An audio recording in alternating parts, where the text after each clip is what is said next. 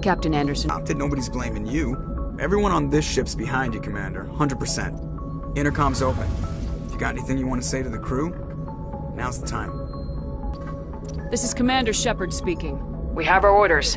Find Saren before he finds the conduit. I won't lie to you, crew. This mission isn't going to be easy. This began with an attack on a human settlement in the Traverse. But we know Saren won't stop there. His Geth armies aren't going to stay on the far fringes of Citadel space. The Council wants to ignore this. That's no surprise. They never helped us in the past. No reason they'd start now. But we don't need their help. We can do this on our own. Our enemy knows we're coming. When we go into the Traverse, Saren's followers will be waiting for us. But we'll be ready for them, too.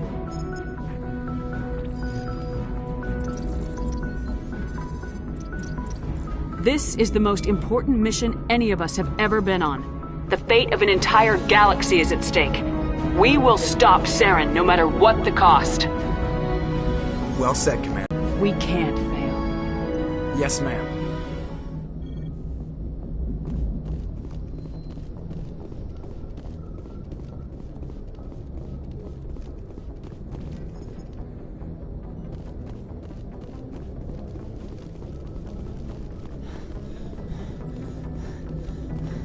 Commander, something you need? How's the Normandy performing? Is she everything they said she'd be? She's the best ship in the fleet, if you've got a pilot who knows how to handle her. Balance isn't what you'd expect. Takes a while to get used to that oversized drive core we got stuffed in the back, and her power can sneak up on you if you're not careful. The Normandy's probably too much ship for your average Alliance pilot, Commander. Lucky for you, I'm anything but average. I like to know my crew. Mind if I ask you a few questions? I can see where this is going. You did a background check on me, didn't you? Well, I'll tell you the same thing I told the captain. You want me as your pilot. I'm not good. I'm not even great. I am the best damn helmsman in the Alliance fleet. Top of my class in flight school, I earned that. All those commendations in my file, I earned every single one. Those weren't given to me as charity for my disease.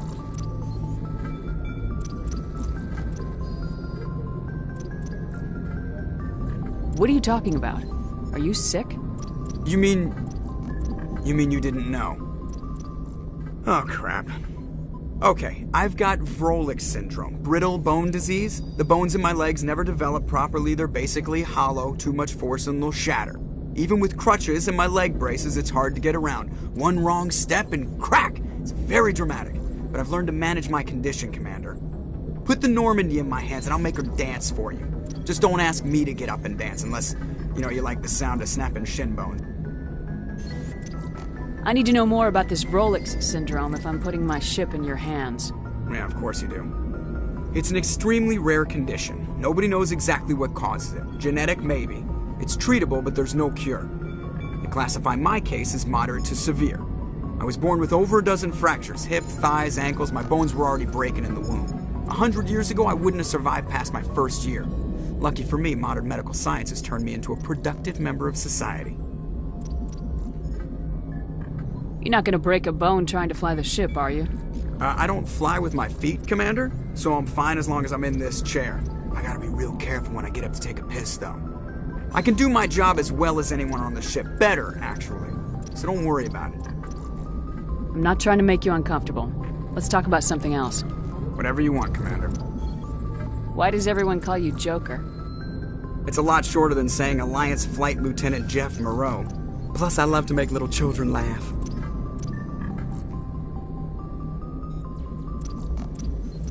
You're dodging the question. Look, I didn't pick the name. One of the instructors in flight school used to bug me about never smiling. She started calling me Joker, and it stuck.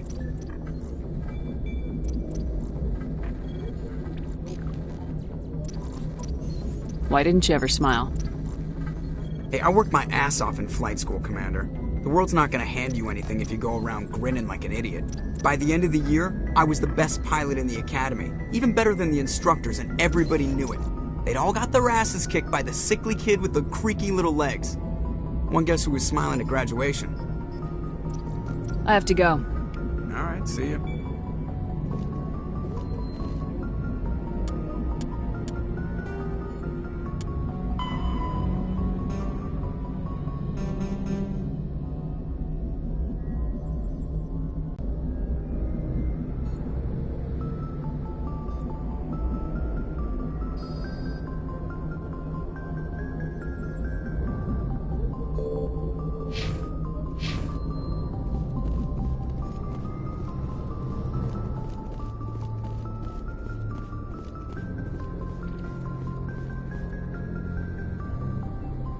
If anyone has to take over for Captain Anderson, I'm glad it's you.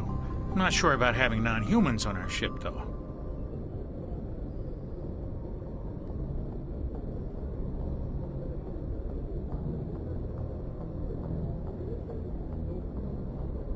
I'm in charge here, Presley. I decide if we have non-humans on this vessel. Yes, ma'am. Understood, ma'am.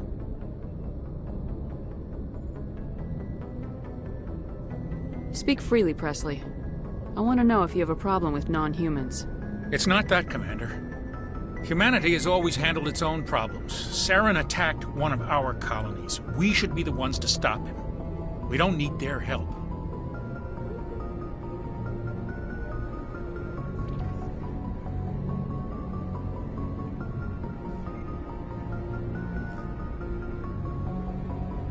This is bigger than humanity. Saren's a threat to every species in the galaxy, and I'll welcome anyone who wants to help me bring him down. I guess so. Maybe I'm just stuck in the old ways of thinking. But don't worry, Commander. This won't be a problem. How did you end up assigned to the Normandy? I signed up with the Alliance as a navigator right out of school, following in my grandfather's footsteps, I guess. My first posting was on the Agincourt. We were one of the first reinforcements to arrive at Elysium after the Blitz hit, and those raiders were no match for an Alliance frigate.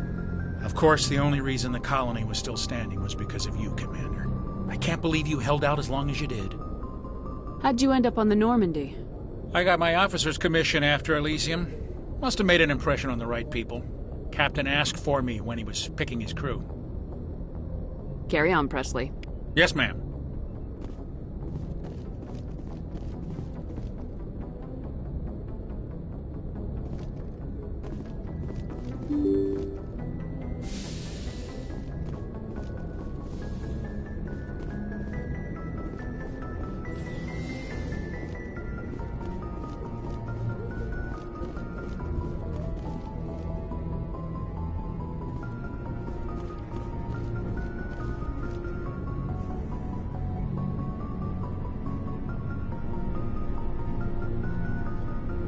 Anything you need, Commander? Just trying to get a sense of where the crew's at. Thoughts? I've wasted enough of your time for now, Commander. We'll have time for personal debriefings later. What's your opinion on the last mission? I don't see how we could have done things any better. At least not without getting to Eden Prime sooner. And we were on the scene faster than any other Alliance ship could have been. We'll talk another time, Lieutenant. Commander?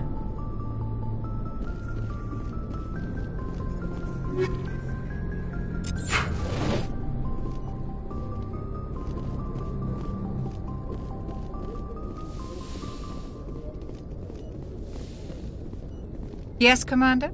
Is there something you need? I should go. Goodbye, Commander.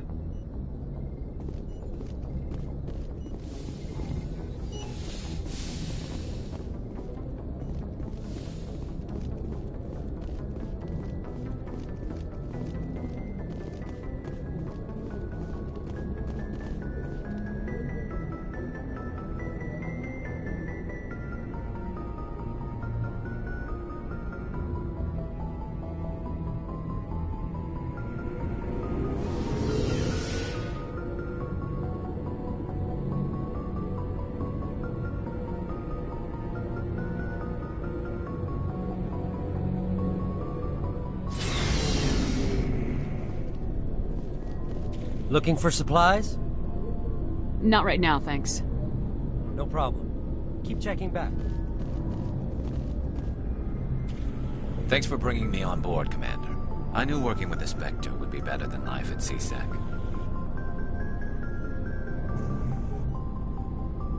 Have you worked with the Spectre before? Well, no, but I know what they're like.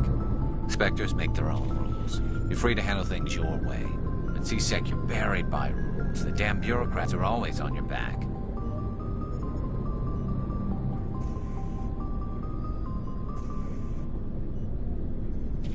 Being a Spectre does have its advantages. Exactly my point. If I'm trying to take down a suspect, it shouldn't matter how I do it, as long as I do it. But CSEC wants it done their way. Protocol and procedure come first. That's why I left. So you just quit because you didn't like the way they do things? Their handling of Saren was typical. I just couldn't take it anymore. I hate leaving.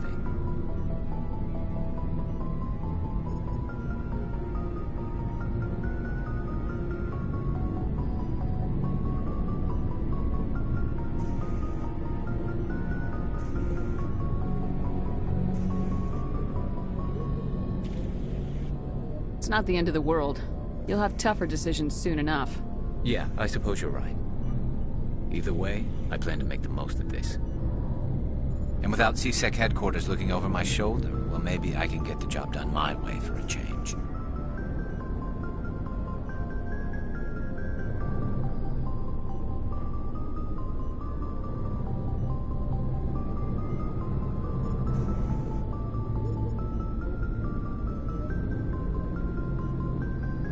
As long as you do your job well, you're free to go about your business as you see fit. Thank you, Commander.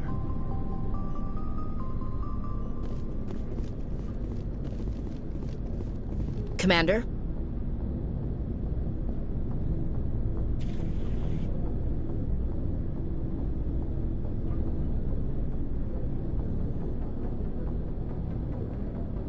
What's your opinion of the last mission? Kinda wish you'd got there sooner, Commander.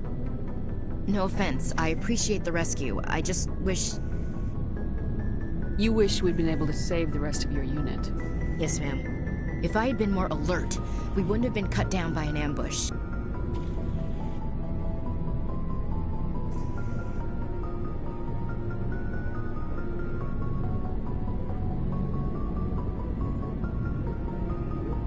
The Geth are perfect ambushers. They don't move, they don't make noise, they don't even breathe. They have flashlight heads, ma'am. I'll make sure it doesn't happen again. Do you have a few minutes to talk?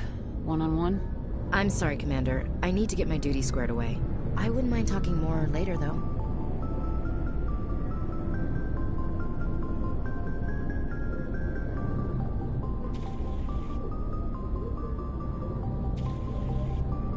Dismissed, Chief. Ma'am?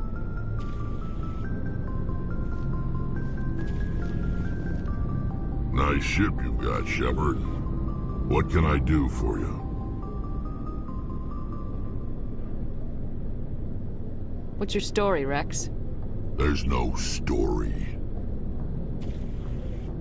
Go ask the Quarian if you want stories.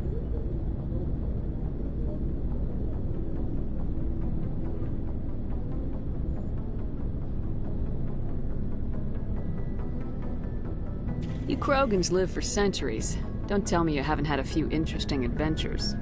Well, there was this one time the Turians almost wiped out our entire race. That was fun.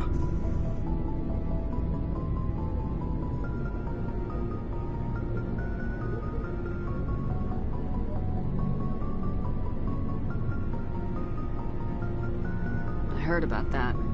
You know, they almost did the same to us. It's not the same.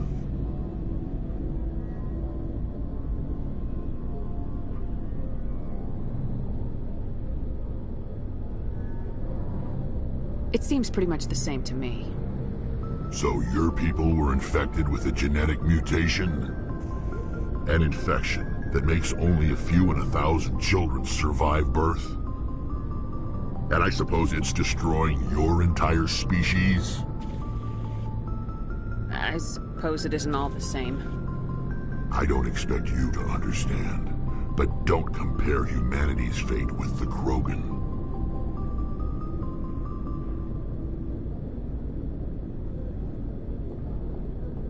I was just making conversation. I wasn't trying to upset you. Your ignorance doesn't upset me, Shepard. As for the Krogan, I gave up on them long ago. The genophage infected us, but it's not what's killing us.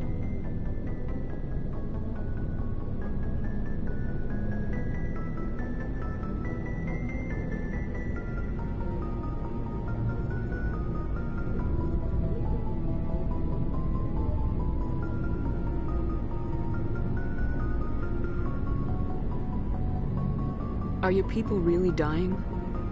We're sure not getting any stronger. We're too spread out. None of us are interested in staying in our own system. Lots of species have left their homes and prospered. But they go to colonize new worlds. We're not settlers. We're warriors. We want to fight. So we leave. Hire ourselves out. And most of us never go back. What can you tell me about the genophage? Ask the Solarians if you want details. They made it. All I know, it makes breeding nearly impossible. Thousands die in stillbirth, and most never get that far. Every Krogan is infected, every one. And no one's rushing to find a cure. Why don't the Krogan try to find a cure? When was the last time you saw a Krogan scientist? You ask a Krogan, would he rather find a cure for the genophage or fight for credits? He'll choose fighting every time. It's just who we are, Shepard. I can't change that. Nobody can. So long, Rex. Shepard.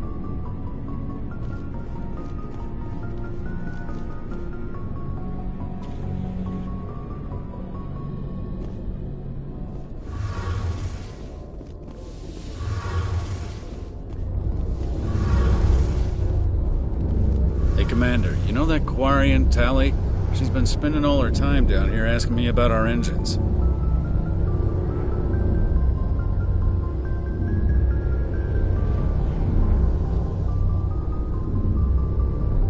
I'll tell her to leave you alone. What? No, she's amazing. I wish my guys were half as smart as she is. Give her a month on board and she'll know more about our engines than I do. She's got a real knack for technology, that one. I can see why you wanted her to come along. Ambassador Udina made me take her along. Normally I don't have anything nice to say about politicians, but he made a good call on this. However, I'm guessing that's not why you came down here. Fill me in on the IES stealth system. How does it work exactly? You can't have those emissions. So our stealth systems trap the energy we give off in storage sinks built into the ship itself. No emissions to give away our location. Eventually the sinks have to be vented. More than a few hours silent running and they overheat. Cook us inside our own hull. Carry on, Adams. Aye, aye, Commander. Your ship's amazing, Shepard. I've never seen a drive core like this before. I can't believe you were able to fit it into a ship this small. I'm starting to understand why you humans have been so successful. I had no idea Alliance vessels were so advanced.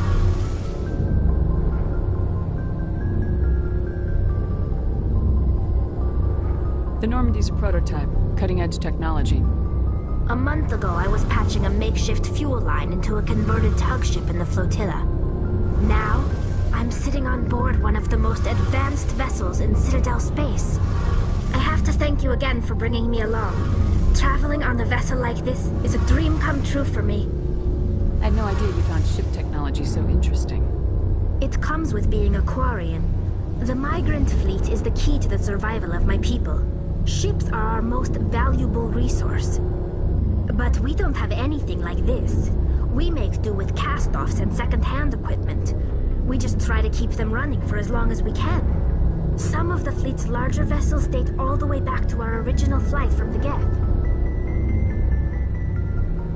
I can't believe your fleet's still using ships that are 3 centuries old. They're constantly being repaired, modified, and refitted. They aren't pretty, but they work. Mostly.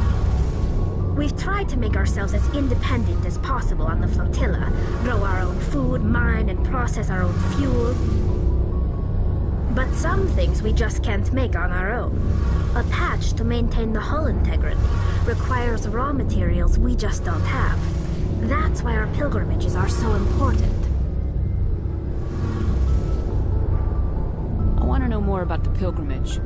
When my people reach maturity, We leave our birth ships and seek acceptance with a new crew. It's necessary to maintain genetic diversity among the fleet. But no ship wants to accept someone who will be a burden on them. So, to prove our worth, we embark on a pilgrimage. We set out alone, leaving the flotilla and our families behind us. We only return once we have found something of value we can bring back to the fleet. This is presented as a gift to the captain of the respective ship we wish to join. If the gift is accepted, we are welcomed into the crew. Can a captain choose to reject the gift? That doesn't happen often. Most captains are eager to increase the size of their crew. It increases their own standing in our society. Even when a gift is not particularly valuable, the captain usually accepts it out of a sense of tradition. However, there is a stigma to presenting a substandard gift. It's not the best way to make a good impression on a new community. Most pilgrims don't return until they find something worthwhile. I can't believe they just send you off alone. It's not like they just cast us out. Before we leave, we are given lessons in how to survive outside the flotilla, and given gifts to help us on our journey. We also receive implants to fight off sickness and disease. Generations of living in an isolated and highly controlled environment have left our immune systems weaker than most. By the time we leave the fleet, we are well equipped for the pilgrimage. This is a rite of passage for all Quarians. If it were dangerous, our numbers would suffer. Virtually every pilgrimage ends with a triumphant return and the ritual presentation of the gift to one of the fleet's captains. I want to talk about something else. Like what? Tell me about your people. Our lives aren't easy. Resources are scarce, and we are constantly on the move. Everything we do must in some way contribute to the continuation of the migrant fleet. There are 17 million Quarians in the flotilla, and each of us relies on the others for survival. The bonds among my people are strong. Unfortunately, we have had to surrender many of the freedoms and civil liberties other species take for granted. What kind of freedoms? Well, it's illegal for parents to have more than one child. If our population grows too much, it would strain our resources to their breaking point. Of course, we also can't allow our numbers to become too few. If our population is in decline, the rule against single births is temporarily repealed. In extreme cases of population decline, incentives are even offered to encourage multiple births, though the Conclave hasn't had to take such measures in nearly a century. That's your government. The Conclave is our civilian branch of government. Each ship can elect a representative to serve on the Conclave and make decisions that affect the fleet as a whole. On matters that affect an individual ship, however, the captain has the final say. It's a tradition that dates back to the early days, when the fleet was governed by martial law. Fortunately, most captains nowadays are smart enough to have an elected council from their crew to give them advice and guidance. So the ultimate power rests with elected officials? In practice, the Conclave and the respective council for each ship tend to set the rules that govern our daily lives. But in theory, we are still under military jurisdiction. The 5 top-ranking military officials in the fleet serve on the Admiralty Board. These 5 have the power to overrule any decision by the Conclave in case of emergency. To do so requires unanimous agreement among the Admiralty, and they can only do this once. After that, the entire board must resign their posts. It's a safeguard that served us well. In nearly 3 centuries, the Admiralty Board has only overruled the Conclave 4 times. I want to know more about the Geth. I doubt I can tell you anything you don't already know. It's been almost 3 centuries since they drove my people into exile. All I know is the story of their origins, what they were when we created them, and how they turned on us.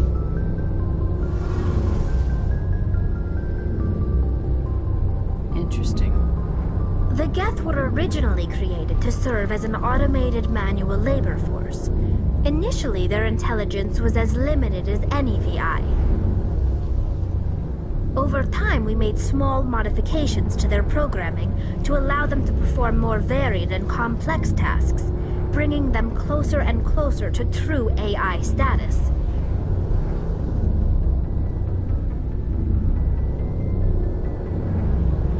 How come the Council didn't step in and stop you?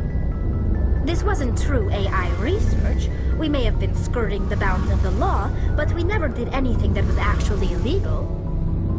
The changes were so insignificant, so gradual, that we were able to control them. Or so we thought. But one thing we underestimated was the power of the neural network. A million Geth thinking simultaneously created an inherently unstable matrix. So the Geth share brain power? Many of the Geth's logic systems were designed to work in concert with other nearby Geth. Basically, the more of them you have in the group, the smarter they are. So there's some sort of group consciousness. Not handle that much simultaneous input. Each Geth maintains an individual awareness and identity. The neural network only operates on a process-based level. It's basically the synthetic equivalent of a subconscious. But when they're in close proximity, they can coordinate low-level functional processes, freeing up more capacity for original or independent thought. That doesn't make any sense. I'm probably oversimplifying. The Geth are incredibly advanced and complex creations. All you need to know is that they get smarter when they gather in large numbers. As we built more and more Geth, their effective intelligence became more sophisticated, more abstract. One day, a Geth began to ask its Quarian overseer questions about the nature of its existence. Am I alive? Why am I here? What is my purpose? As you can imagine, this caused a near panic among my people. I don't see what's so bad about those questions. The Geth were created to engage in mundane, repetitive, or dangerous manual labor. That's fine for machines, but it won't satisfy a sentient being for long. The Geth were showing signs of rudimentary self-awareness and independent thought. If the Geth were intelligent, then we were essentially using them as slaves. It was inevitable the newly sentient Geth would rebel against their situation. We knew they would rise up against us, so we acted first. A general order went out across all Quarian-controlled systems to permanently deactivate all Geth. The Geth responded to this order violently.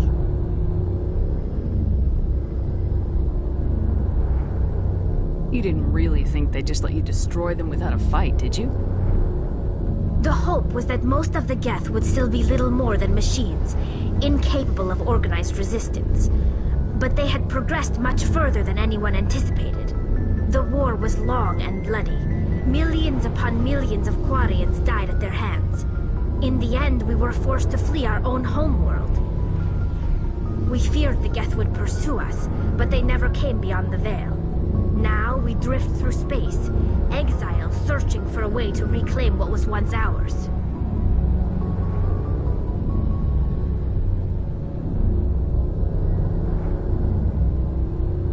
You got what you deserved. We made a mistake when we created the Geth in the first place, but we did not make a mistake when we went to war against them. If we had not acted, they would have wiped us out. They're a synthetic life form. They have no use for organics. None. Why do you think they cut themselves off from the rest of the galaxy? Why do you think they've killed every organic being who's ever tried to contact them?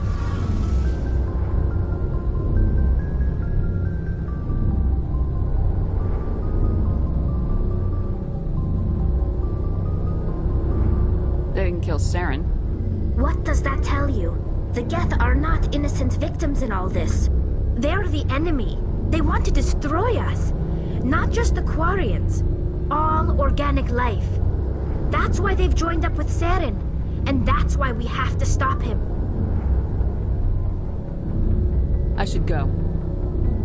See you later.